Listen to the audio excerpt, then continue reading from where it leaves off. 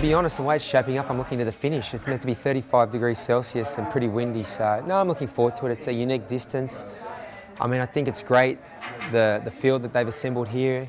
You know, the organisers and the sponsors have pulled together a great race, great format, a lot of prize money, a lot of media attention. So I'm glad that all the, you know, the big names have come out to support the race, and it should be a great event on Saturday. It's hard to, I guess, second guess how it's going to play out. I've never raced sort of these distances. So yeah, I'm looking forward to it though. I had 7 first place finishes, another Australian title in there. I had 2 third places at high profile Olympic distance, you know, in St. Anthony's, Florida, and Lifetime Fitness in Minnesota.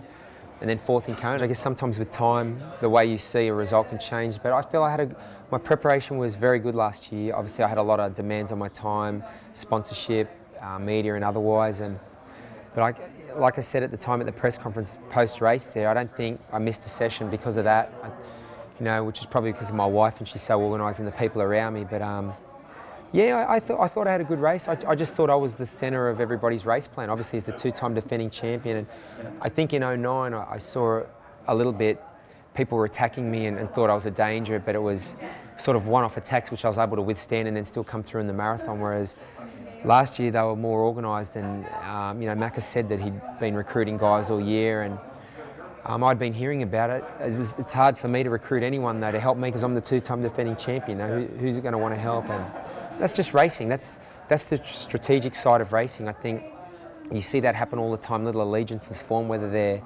planned or not. You know, sometimes in a race, the way it plays out, 2 guys might find themselves off the front together, and it's in their interest to work together. And that's racing. You know, I'm still proud of my performance there. I was able to come through and finish 4th, and obviously not what I was hoping for, but at the end of the day it was a great result, and I have no regrets about last year or my preparation or the race itself. I feel I made the decisions and raced the strategy that had brought me a 2nd and 2 wins in the 3 previous years. So maybe I need to revisit things a little bit this year, but I do every year. Whether I win or lose, I always try and improve as an athlete in all 3 disciplines, and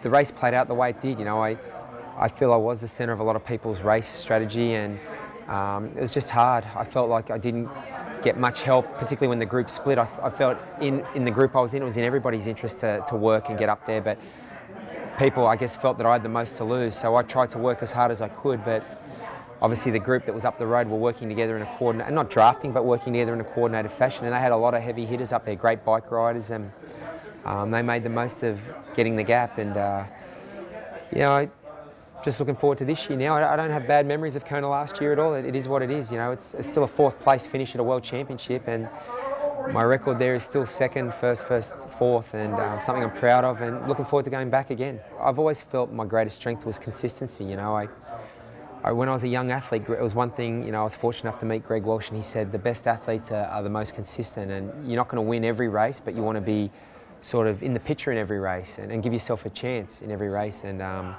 that's just what I try and do. You know, I try and be consistent. I think if you look, I race courses like St. Croix that are hilly, hard, windy, hot courses. I race courses like Chicago and St. Anthony's that are flat Olympic distance, non-drafting courses. And I tend to be able to bring a high level to every race, which I'm very proud of. You know, it takes a lot of hard work and planning. And it's the same focus that I've sort of brought into this race. It's a distance I've never done, and it's certainly early in my season, but it's early in everybody's season. So I don't think that can be used as an excuse.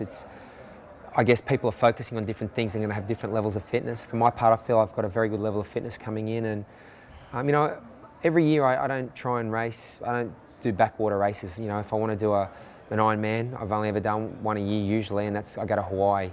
If I want to do a 70.3, I'll go to Rev 3, or I'll go to you know, St. Croix, and I'll race, you know, in the past, the Lessings, the Chris Lees, the Terenzo Bizzonis, Matt Reed, Greg Bennett's, they're the guys I race. And same when I go to the Olympic distance races. I mean, you go to St. Anthony's, you get Andy Potts, Rasmus Henning, Matt Reed, Greg Bennett, same at Lifetime Fitness. So I think that's how you get the most honest gauge of where your season's at and where your fitness is. I'm not interested in winning a race if I don't have to beat anyone. I think what makes a victory special or a podium special is who's in the race, not just what race it is. I mean, it could be a low profile race, but you might have to race 3 world champions, and that, if you win, that's a great win. Yeah.